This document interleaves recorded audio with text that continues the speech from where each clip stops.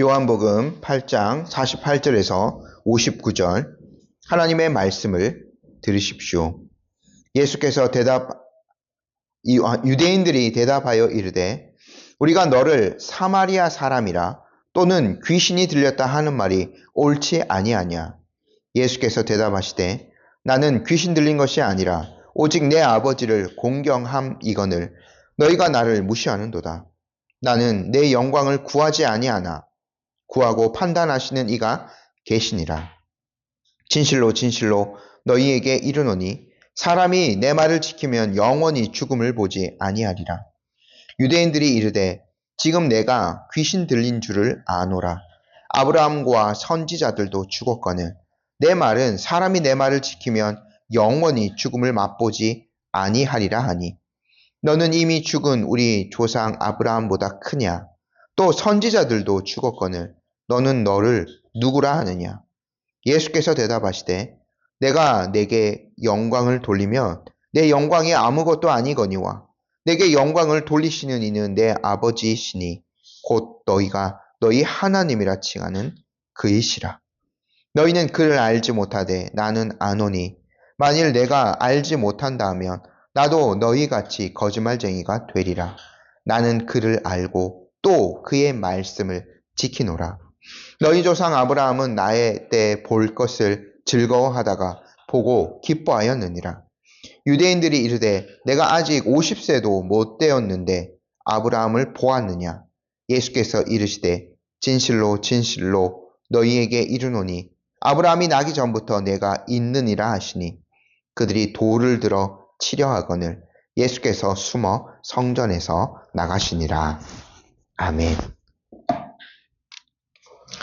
저희가 계속해서 성전에서 예수님께서 가르치신 것과 그 이후에 유대인들, 특별히 예수님을 믿지 않는 유대인들이 얼마나 완악한 반응을 보이고 있는가 장면을 살펴보고 있죠. 계속 논쟁이 오가고 있습니다. 근데 이제 오늘 그 말씀도 그렇고 그 논쟁의 중심에는 이들의 믿음의 조상 구약의 그 한 인물 아브라함이 들어가 있죠. 진정한 아브라함의 자손이 누구인가 하는 것이 그 중심에 있었습니다.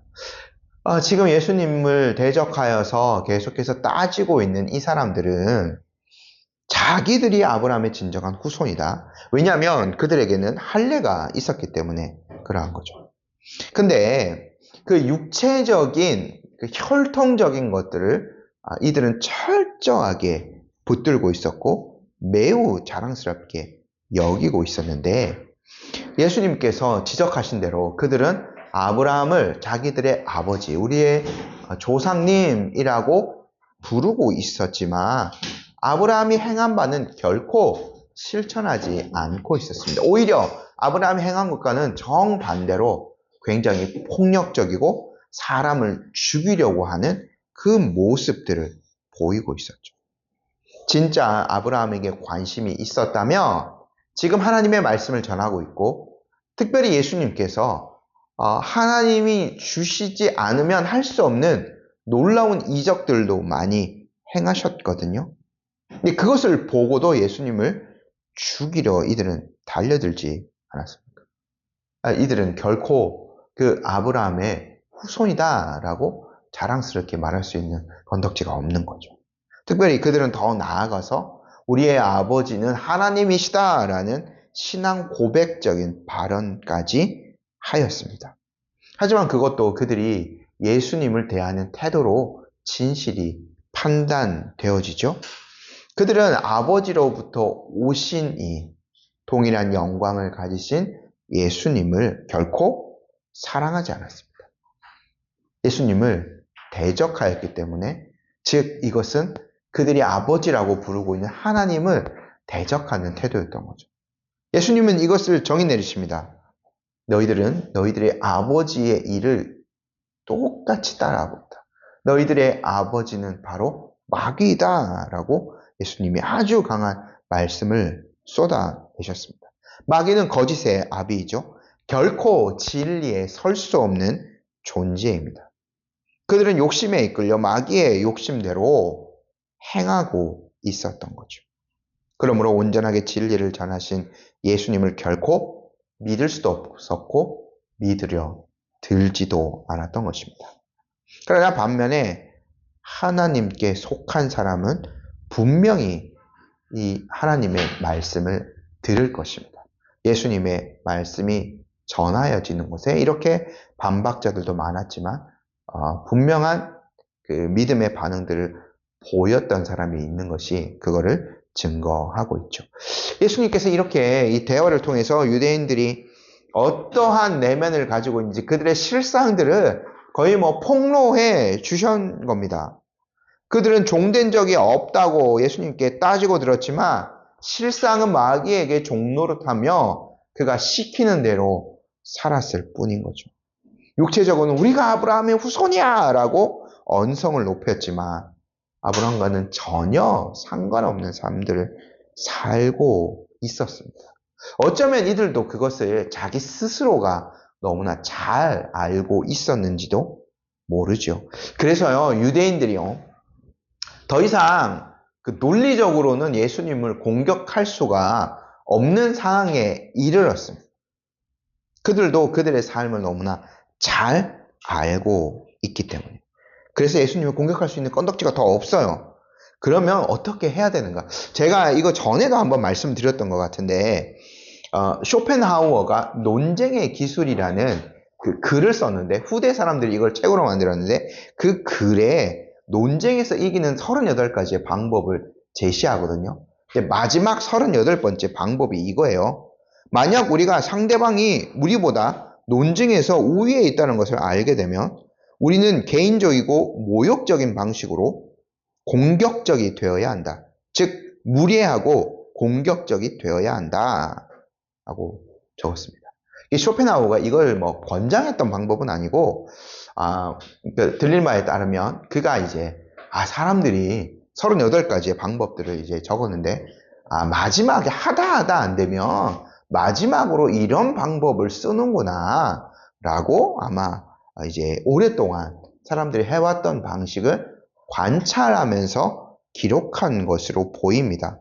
그러니까 아주 오랜 기간 동안 사람들은 논쟁에서 내가 분명히 졌어요. 더 이상 반박할 것이 없을 때는 개인적이고 모욕적으로 변하게 되고 무례하고 상대방을 굉장히 이렇게 깎아내리면서 이렇게 인격적으로 모독을 하면서 공격을 하는 거죠. 유대인들이요, 예수님과 논쟁하는 이 바리새인들이 이미 이러한 방법들을 계속 써왔던 거죠. 그래서 이제는 구약의 말씀, 어떤 아브라함의 그 권위의 논쟁 이런 것들로는 예수님께 할 수가 없는 거예요. 그러니까 이들이 쇼펜하우어가 요약했던 대로 개인적이고 모욕적인 방식으로 예수님을 공격해요. 굉장히 무리해집니다. 그래서 예수님을 이렇게 공격하는 거예요. 사마리아 사람, 당신은 귀신 들린 사람, 이렇게 몰아붙이는 겁니다. 저희 48절 말씀 다시 한번 읽어볼게요. 유대인들이 대답하여 이르되 우리가 너를 사마리아 사람이라 또는 귀신이 들렸다 하는 말이 옳지 아니하냐. 유대인들에게 가장 치욕적인 두 가지를 그냥 한꺼번에 막 갖다 붙인 겁니다. 예수님의 인격을 모독하는 거예요. 첫째, 당신 사마리아 사람이다. 이거는 저희가 이제 종교개혁주일에 창세기 17장 하나님의 언약에 대해서 살펴보았는데 당신은 그 언약 밖에 있는 사람이다. 이렇게 예수님을 모독했던 것이고요. 두 번째, 예수님을 향해서 귀신 들렸다, 악기 들렸다 공격합니다. 귀신 들린 사람은 하나님이 없는 사람으로 배척당하는 부류이거든요. 일전에 저희가 이거 낯설지 않습니다. 초막절 이후에 7장에서 예수님이 그때에 이제 명절에 오셔서 중반 이후에 초막절 중반 이후부터 사역하시지 않았습니까? 그때 이제 예수님의 사역에도 사람들이 악기 들렸다, 귀신 들렸다라고 공격을 한 적이 있거든요. 그러니까 이 두 가지를 합하여서요, 최악의 유대인으로서 느낄 수 있는 최악의 모멸감을 느끼도록 대놓고 예수님을 공격한 것이죠. 그러니까 뭐 예전에 뭐 이렇게 뭐 래퍼들 나와서 막 이렇게 하는 그런 프로그램에 쇼미더머니 같은 그런 프로그램에 나와서 보면 꼭 이제 그런데 1대1로 막 이렇게 뭐 랩 배틀이라고 막 하는 그런 게 있는데 서로에 대해서 막 공격하는 뭐 이러한 것들을 하는 거죠. 그럴 때 이제 사람들이 막 이제 상대방을 뭐 어떻게 비하하고 뭐 이런 그런 말을 쏟아내지 예수님의 면전에서 유대인들을 모욕하는 가장 모욕적인 말 두 가지를 딱 연결해서 예수님께 던져버린 거죠. 근데 예수님은요, 이러한 거 사실은 일일이 대꾸할 필요는 없으신 분입니다. 그러나 지금 앞에 있는 이 사람들도 이런 상태에서 그냥 논쟁이 끝나버리면 예수님의 최종적인 권위를 그들도 알 수는 없어요. 그냥, 우리가 공격한 말이 맞아. 그냥 저 사람은 사마리아 사람이라서 저런 짓을 하는 거야. 그냥 저 사람은 귀신 들렸기 때문에 저렇게 하는 거야 라고 그냥 끝내버릴 겁니다. 예수님이 여기서 멈출 수는 없었던 거죠. 그래서 한마디 말을 계속 이어가시는 겁니다. 49절 말씀 저희 함께 읽어보겠습니다. 예수께서 대답하여 이르시되 나는 귀신 들린 것이 아니라 오직 내 아버지를 공경함이거늘 너희가 나를 무시하는도다. 첫 번째, 이 사람들이 무시하는 말, 사마리아 사람이라는 비난은 결코 예수님이 대꾸할 필요가 없으십니다. 사마리아 지금 여기가 59절을 보면 아직까지 성전이잖아요. 사마리아 사람이 어떻게 여기 성전에 들어옵니까? 이거는 뭐 전혀 대꾸할 가치가 없는 거죠. 그래서 이거는 뭐 그냥 예수님께서 언급하지 않으십니다, 굳이. 두 번째, 귀신 들린 자라는 비방을 두시면 매우 심각한 모독이 되는 거거든요. 예수님의 사역하실 때 우리 다른 공간복음서들 쭉 생각해 보면 예수님께서 귀신들이 뭐라 하는 것들을 자꾸 제어하셨습니다. 귀신들이 예수님을 알아보고 먼저 알아봤죠. 그래서 당신이 하나님의 아들입니다라고 얘기하는 것들, 그것들을 다 제어하셨습니다.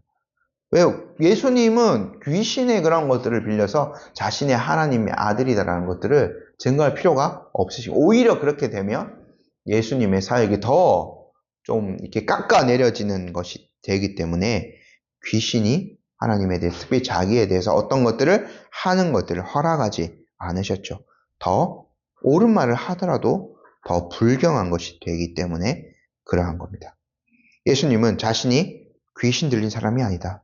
자신은 오직 하나님을 아버지라고 부르시며 매우 하나님을 공경하는 자이다라고 언급하고 계십니다. 예수님의 모든 삶들을 살펴보며 그러한 것들이 잘 드러났죠. 예수님이 하나님과 함께 계셨던 분임에도 불구하고 품 안에 계셨던 분이시지만 예수님은 얼마나 자주 기도하셨습니까? 예수님은 하나님을 매우 공경하며 사셨던 분이죠. 하나님의 모든 뜻을 더욱 깨닫고 묻기 위해서 예수님은 기도하셨습니다. 귀신 들린 자는 이렇게 결코 하지 않는 것. 그리고 예수님께서 쭉 계속해서 말을 이어가시는데 그러한 차원에서 예수님이 어떠한 태도를 지니면서 사역해 오셨는가? 50절 말씀 함께 읽어보겠습니다. 나는 내 영광을 구하지 아니하나 구하고 판단하시는 이가 계시니라. 자, 예수님은요 자신의 영광을 구하지 아니하신다고 말씀합니다. 지금 예수님을 주로 대적하고 있는 자들은 여기는 뭐 유대인이라고 표현되어 있지만 바리새인 그룹입니다. 또 대제사장 그룹도 예수님을 공격했었고 서기관들도 예수님을 공격했습니다. 근데 이 사람들이 지금 거의 뭐 한 묶음이 되어서 예수님을 단체로 공격하고 있지만 원래 서기관, 바리새인, 이 대제사장 그룹은 이렇게 하나된 그룹이 아니었어요. 한 마음으로 사역한 자들이 아닙니다. 파당을 이루어서 원래 서로가 서로를 공격하며 서로 싸운 자들이었어요. 근데 이제 가장 지금 강력한 외부의 적이라고 할 수, 그들의 입장에서는 외부의 적이라고 할 수 있는 예수님이 나타나셨기 때문에 힘을 합하여서 예수님을 공격하고 있을 뿐이었던 거죠. 그들은 자기 자신들 그룹을 위해서 열심을 내었습니다. 그러지 않으면, 그러니까 우리가 사도행전 볼 때에 바울이 이제 그 공회에 잡혀갔을 때 꾀를 내어서 이제 바리새인, 사두개인 그룹들 그 틈을 내어서 거기 위기를 모면하는 장면들을 보게 되는데 이게 사실은 그들의 일상이었던 거예요. 근데 그들이 정말 하나님을 위하는 자였다면 하나님, 예수님의 말씀처럼 하나님의 영광을 구하고 사역하였던 자라면 서로 그렇게 싸웠겠습니까? 그러지 않았던 거죠. 그들은 자신들을 위한 그런 열심들, 자신들의 파당을 위한 열심들을 하나님을 위한 열심으로 포장하였던 거죠. 근데 예수님은요, 결코 한번 보십시오. 모든 사역들, 자신의 파당을 만들기 위해서 예수님께서 그렇게 하셨나요? 결코 그러지 않으셨습니다. 예수님 곁에는 12 제자만 있을 뿐이었습니다. 모든 것을 하나님 아버지의 영광을 위해서 행하셨죠. 예수님을 이 땅에 보내신 하나님께서 그 영광을 구하고 나중에는 판단하실 것입니다. 그리고 예수님을 영광스럽게 하실 것입니다. 이것이 예수님의 죽음과 부활을 통해서 온전히 확인하여지는 거죠. 그러니까 예수님께서, 아버지께서 자신을 그 영광스럽게 하실 것이다 라고 하셨는데 예수님께서 얻으실 영광은 예수님 자신을 통한 그 영생입니다. 예수님을 통해서 주어지는 그 영생이 예수님이 얻으실 영광인 거죠. 그런 차원에서 51절 말씀을 하신 겁니다. 저희 한번 읽어보겠습니다. 진실로 진실로 너희에게 이르노니 사람이 내 말을 지키면 영원히 죽음을 보지 아니하리라. 자신의 말을 지키는 자가 영원히 죽음을 보지 않을 것이라 약속하십니다. 죽음이 없는 상태가 영생이지 않습니까? 자신의 백성들에게 구원을 약속하여 주셨죠. 그런데 저희가 이걸 한번 잘 생각해 봐야 될 필요가 있는데 지금 이 사람들의 사고는 다 구약적인 사고라고 봐야 됩니다. 예수님의 모든 사역이 다 맞춰지고 난 다음에 이제 신약 성경, 교회가 세워지고 신약 성경이 완성되어지고 이제 우리가 이제 예수님의 그 사역하신 관점에서 모든 역사를 통합적으로 볼 수 있는데 지금 논쟁하고 있는 이 바리새인들, 이 모든 사람들의 사고는 구약적인 방식. 근데 구약에서도 한번 생각해 보면 구약에서 하나님께서 이스라엘 백성들을 여러 차례 어떤 것에서든 이제 뭐 전쟁에서든 뭐 다른 차원에서든 구원하시는 그런 장면들을 많이 보게 되는데 항상 누군가를 사용하셔서 그러니까 뭐 중보라는 말은 예수님께만 쓸 수 있지만 어떤 그러한 도구들을 사용하셔 사람의 그런 어떤 도구들을 사용하셔서 그러한 구원의 역사들을 이루어 주십니다.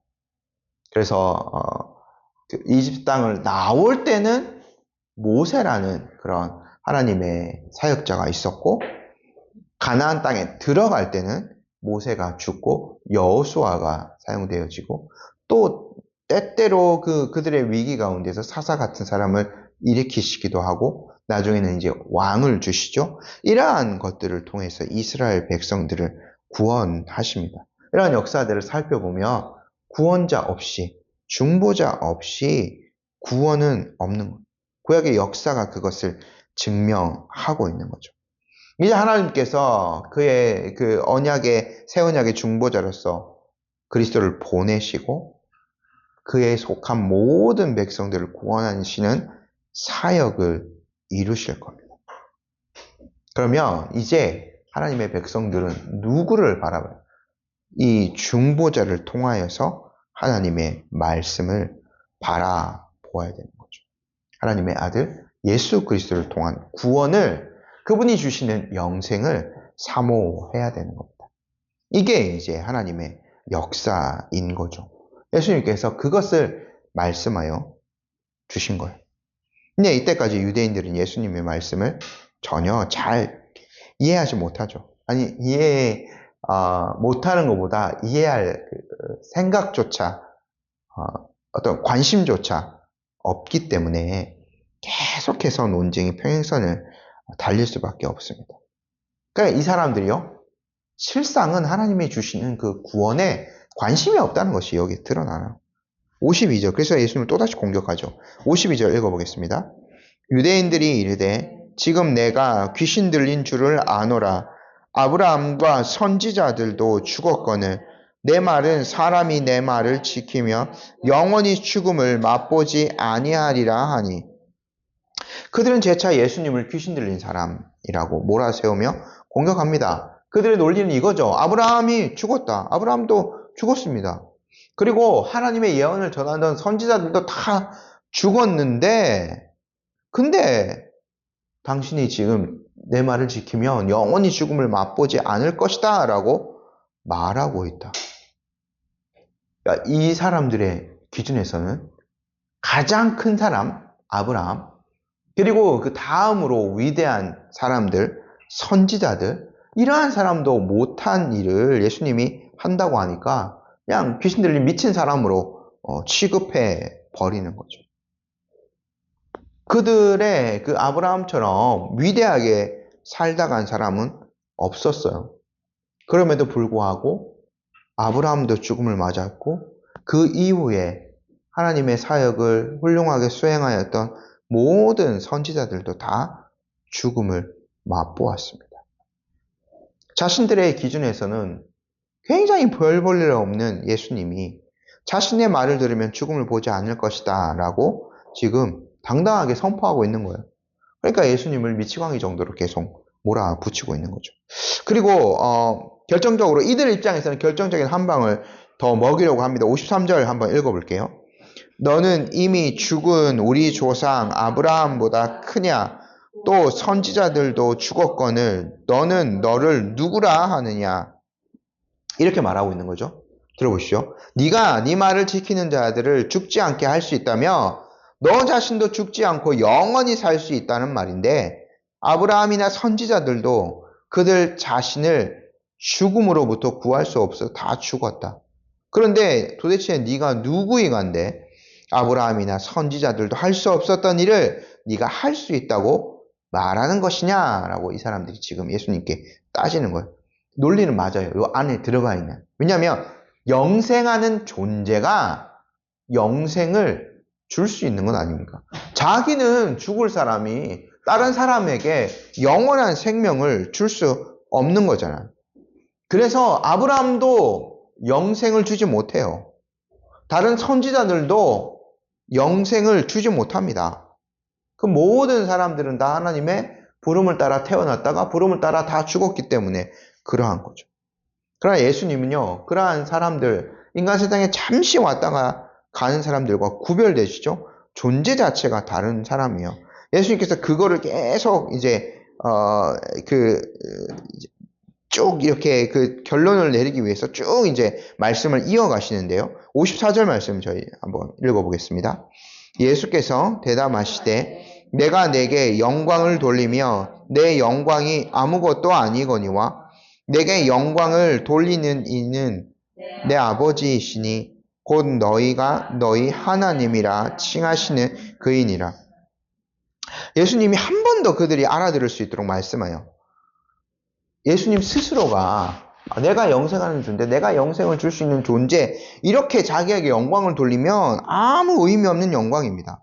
그러나 예수님께 영광을 돌리신 이는 아버지 하나님이시고 이는 그들이 하나님이라고 부르는 바로 그분인 거죠.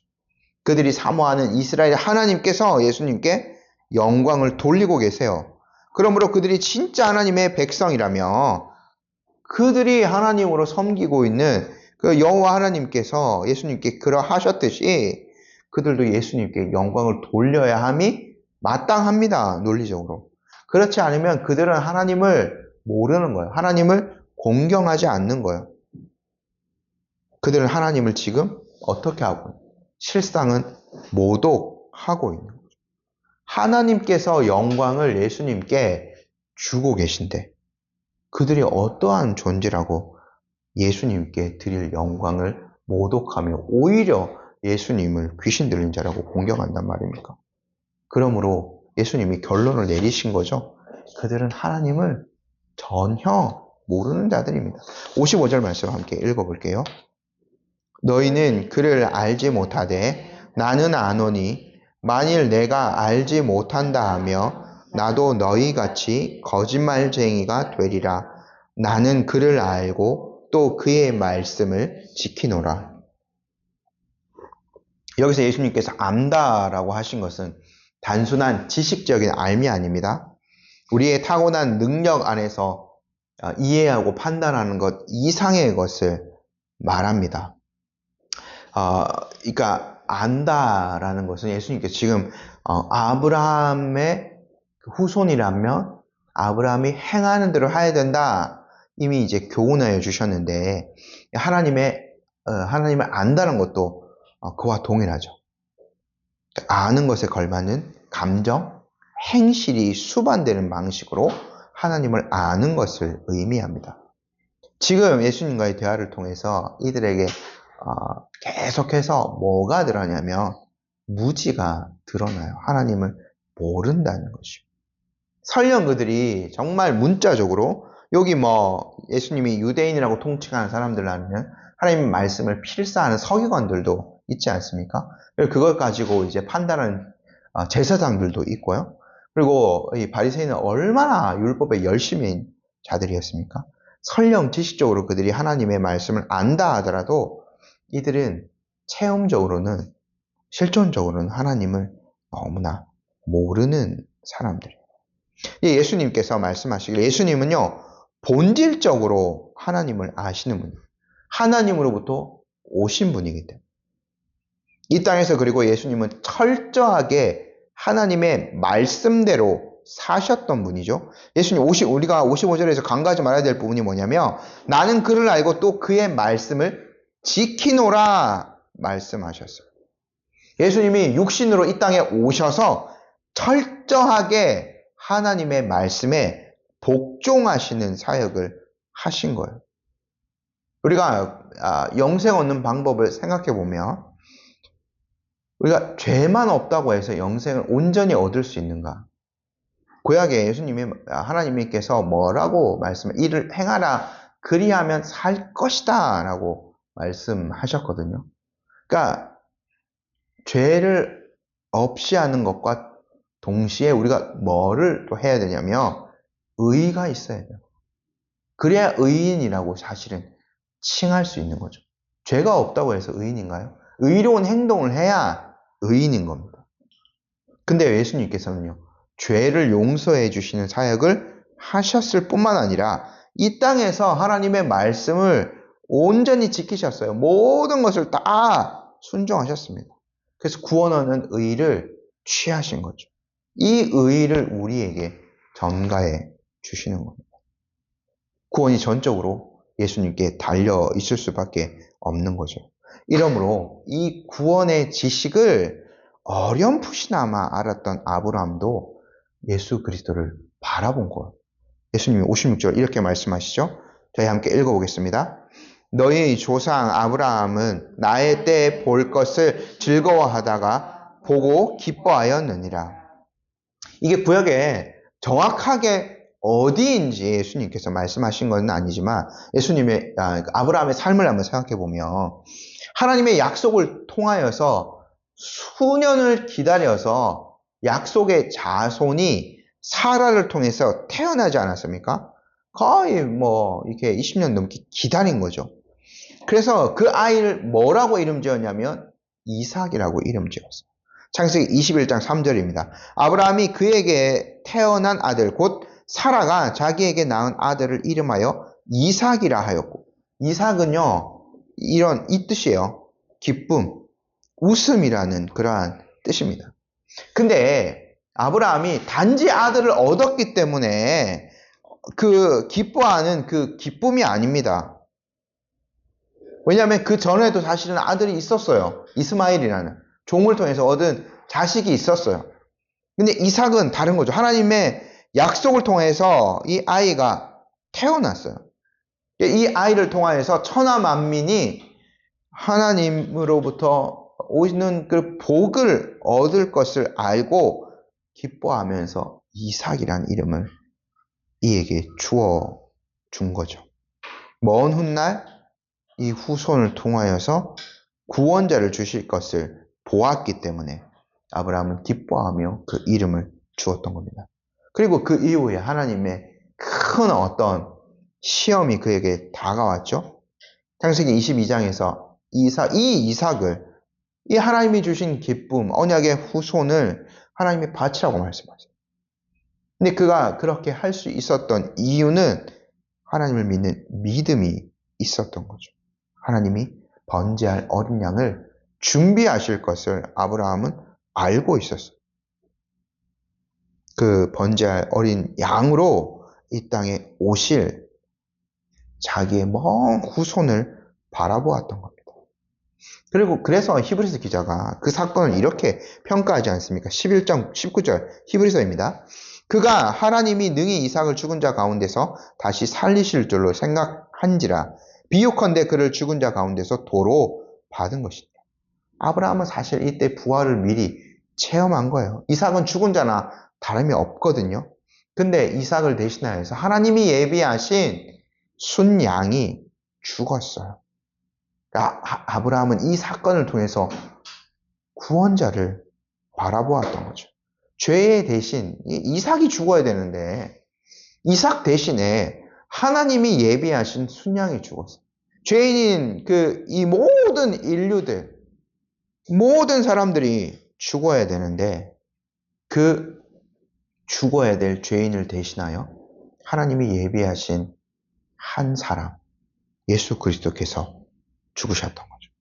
아브라함은 어렴풋이나마 이것을 바라보고 경험하였던 겁니다. 이거예요. 예수님이 말씀하신 그 아브라함의 믿음이었던 거예요. 근데 이 말을 하자마자 유대인들은 다시 어이없다는 반응을 보입니다. 57절 같이 읽어볼게요. 유대인들이 이르되 내가 아직 50세도 못 되었는데 아브라함을 보았느냐. 이 50세라고 특정한 거거든요. 오늘날 50세는 굉장히 어떻게 보면 늙은 축에도 들지 않는 그러한 나이인데 이때는 어르신 할 만한 나이가 50세 정도라고 아마 추측해 볼 수 있는 것 같아요. 네가 아직 살 만큼 살지도 않았는데 어찌 네가 아브라함을 보았다 하느냐라고 비꼬는 거예요. 유대인들은요, 예수님이 선지하신 분이고 예수님이 영원히 존재할 분이시라는 것을 전혀 인식하지 않습니다. 그들에게 예수님은 단지 한 시간을 사는 그런 갈릴리 사람이었을 뿐인 거죠. 그래서 예수님께서 마지막으로 그들에게 결정적으로 한 말씀을 던지십니다. 58절 말씀 읽어보겠습니다. 예수께서 이르시되 진실로 진실로 너희에게 이르노니 아브라함이 나기 전부터 내가 있느니라 하시니. 여기서 예수님이 아브라함과 자신을 철저하게 대조하십니다. 이들이 알기 쉬운 것으로 진리를 전하고 계세요. 아브라함은 어떤 존재예요? 아브라함은 난 존재입니다. 태어난 존재예요. 성경에 그의 아버지의 이름이 기록되어져 있죠. 데라. 그는 데라를 통해서 육신적으로 이 땅에 태어난 한 사람일 뿐입니다. 예수님께서는요, 있느니라 말씀하셨어요. 그냥 존재하신 분입니다. 예수님은 그냥 존재 자체이신 거예요. 여기서 예수님이 있느니라 말씀하신 거는 현재 시제예요. 그러니까 예수님께는요, 영원히 현재만 존재한다는 거죠. 아브라함이 나기 전에도 그냥 계시하고 있었던 거고요. 아브라함 때에도 구약 전체의 역사를 통해도 예수님은 그냥 존재하고 계셨어요. 이때도 존재하고 계시고 지금도 존재하시고 미래도 영원히 존재하는 분이신 거예요. 아브라함은, 우리로 치면 아브라함은 굉장히 장수한 삶을 살았습니다만 그도 역사의 일부만을 살다가 떠난 사람입니다. 예수님은 그 시간 너머로 계신 분이신 거죠. 영원한 존재로 피조물을 다스리는 분이세요. 그런 존재는 하나님밖에 없는 거죠. 그래서 이제 이 사람들이 예수님의 말을 이해하고 그들의 판단을 내린 거죠. 이거는 신성모독. 이 사람이 지금 영원히 사는 존재로 자신을 이야기하고 있구나. 그래서 이제는 더 이상 미친 사람 취급을 하지 않고 예수님을 죽이려 드는 겁니다. 59절 말씀. 그들이 돌을 들어 치려 하거늘 예수께서 숨어 성전에서 나가시니라. 우리 지금 이제 아주 길게 지금 요한복음 8장을 꽤 많은 시간 동안 저희가 살펴봤는데요. 우리가 이러한 예수님과 유대인들의 대화들, 예수님께서 자기를 증명하시는 것들, 이런 것들을 우리가 어떻게 이제 적용해야 할까요? 첫 번째, 우리 예수님의 말씀을 절대적인 진리로 받아들일 수밖에 없습니다. 예수님은 영원히 존재하고 계신 분이시기 때문에 그러한 거죠. 그 하나님의 계획을 이룰 수 있는 존재. 그래서 어느 한 특정 예수님께서 우리가 복음서들을 통해서 예수님께서 특정 시간, 이 땅에 육신으로 계셨던 그 기간의 사역들만을 살펴보면 예수님이 그냥 훌륭한 사람으로만 여겨질 수도 있습니다. 그러나 그렇지 않죠. 예수님은 그 이전에도 계셨고, 지금도 살아계시고, 앞으로도 영원히 존재하실 분이세요. 육신으로 이러한 사역들을 이루시기 위해서 잠깐 오셨던 거죠. 예수님은 태초부터 계셨던 하나님의 말씀이십니다. 그분의 모든 영광을 함께 소유하고 계신 분이죠. 그러므로 우리가 어떻게 해야 됩니까? 예수님께 합당한 경배를 드려야 됩니다. 아브라함이 믿음으로 어렴풋이나마 그리스도의 나를 보고 기뻐하였던 것처럼 우리는 이제 희미하게 예수님을 보지 않습니다. 이 말씀을, 이 계시된 말씀을 통하여서 이렇게 예수님의 제자 요한을 통해서 기록된 이 말씀을 통해서 그분의 영광을 너무나 생생하게 보고 들을 수 있지 않습니까? 이 아브라함처럼 영광스러운 진리 안에서 주님을 기뻐하며 주님이 주신 그 영생을 충만하게 누리며 살아갈 수 있는 성도님들이 되시기를 간절히 소망합니다. 아멘.